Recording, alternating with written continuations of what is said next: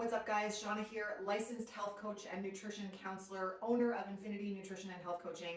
And today's hot topic is on supplements. So I have talked about supplements in the past. Today, I'm going to be focusing on 4 specific ones that I have more recently added to my daily regime. So I'm going to be telling you why that is, why these are personal preferences of mine, how my view on supplementation has evolved over the years with some good tips and new information. So stick with me, I've got you covered. Okay, so the first thing I want to address is why supplement. Now, a lot of people have the mentality that if I supplement, this is going to be my magic powder or pill to fix all of my issues or to achieve my goals. That is not the case. It's also not a healthy mindset to have to think that these would replace foods and whole foods that you should be obtaining your nutrients from first. So if you're someone who is trying to get healthier, lose weight, whatever your goals might be, just please don't resort to a pill or powder to try to solve all your problems without tackling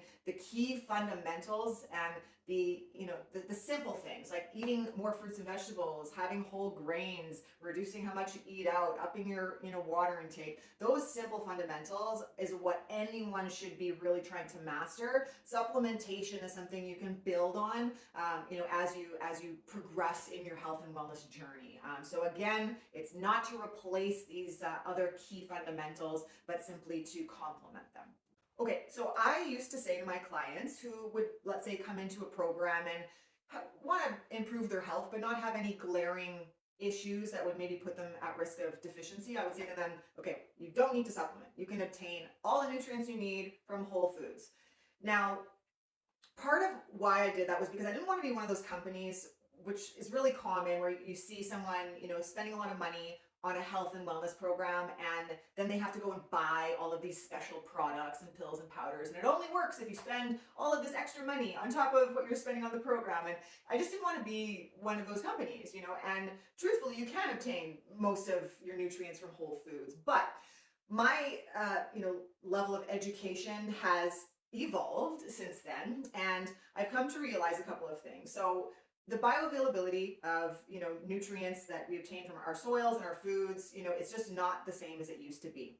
The amount of vitamin C that we get from an orange today is 5 or 6 times less than what our grandparents would be taking in from an orange as far as the vitamin C. So it just goes to show that even if you're eating a relatively healthy diet, it's possible that there's deficiencies there. And the way that I see supplements is that, can I survive without them? Can we survive without them? Absolutely. But if I was to use the analogy of a car, so my body is my car. Now I need fuel for that car to run. So that fuel I'm going to obtain from food, of course. Now, if I get high quality foods in there, I'm going to run really well. If I obtain crappy processed foods all the time, I'm going to run pretty poorly. Now, supplementation is my insurance policy. I hope that I don't need it, but I'm going to get it just in case and take a really proactive approach to my health. So that's the way that I look at it. Let's break down the 4 most recent supplements that I've started taking. I'll tell you why. Here we go. First one is magnesium. So I have been doing a lot of reading and listening about magnesium lately. Magnesium is the 4th most abundant mineral in the human body. It is arguably the most important mineral, and it's responsible for 600 to 700 metabolic processes. It's otherwise known as the relaxation mineral, so it's really good to help support stress, anxiety. It helps with muscle cramps. It just helps you relax, so it's good to take before bed. So this one I have been consuming daily before I go to sleep. Next up, creatine.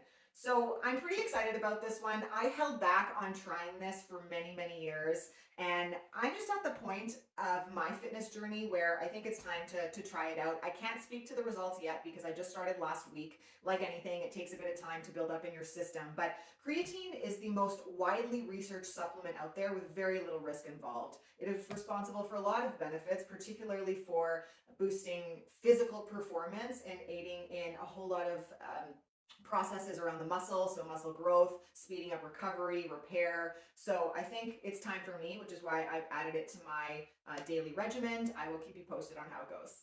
Next up, this is one I've been taking for many, many years religiously, but I just wanted to touch on it. I don't think I've talked about it too much in detail, and just to give you guys a little bit of info on what the heck it is anyway. So, BCAA. So, you may have heard this term BCAAs or BCAAs. What the heck is that? So, it stands for branched chain amino acids. So, amino acids are the building blocks of protein.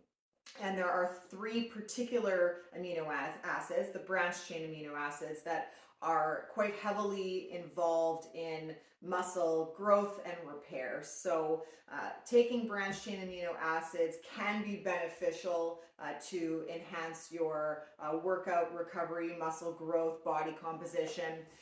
And I take mine during my workout. So, what I find with this too, not only, can it have really great effects on the reasons I just explained, but it enhances the flavor of your water. So, I find that I actually drink more water because it's flavored with this delicious blue raspberry powder.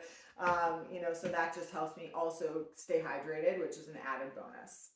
Speaking of hydration, the fourth and final supplement, electrolytes. So again, pretty recent addition to my daily regime. What are electrolytes? So these are essential minerals that our body needs, that are responsible for vital processes in order to feel great and regulate. So we lose electrolytes through sweat or dehydration, which is why it's important to replenish and making sure we're getting enough of these. Now, I take electrolytes first thing in the morning. We are all naturally dehydrated in the morning after hours and hours of sleep without water or food. So I just like to get a full good dose of important minerals along with my water to really kickstart feeling great and going on with my day. So I was always in the habit of making sure I have 2 cups of water pretty well immediately upon waking. Now I'm adding the electrolytes to that, and I'm noticing that it's making me feel a little bit better. So this has been a great recent addition to my daily regime.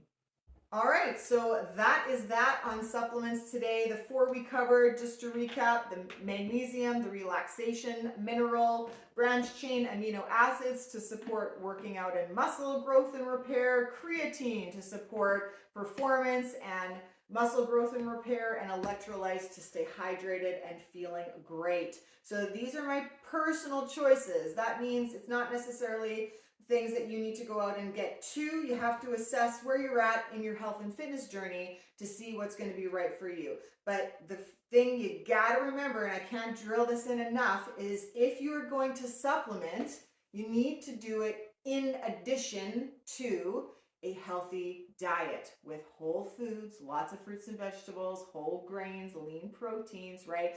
It's not a replacement for those things. So make sure you're mastering the fundamentals and then build from there. Hope you enjoyed watching today's video. For more information, visit winnipeghealthcoaching.com. Stay connected with us on social media at Winnipeg Health Coaching. Thanks for watching. Have a good one.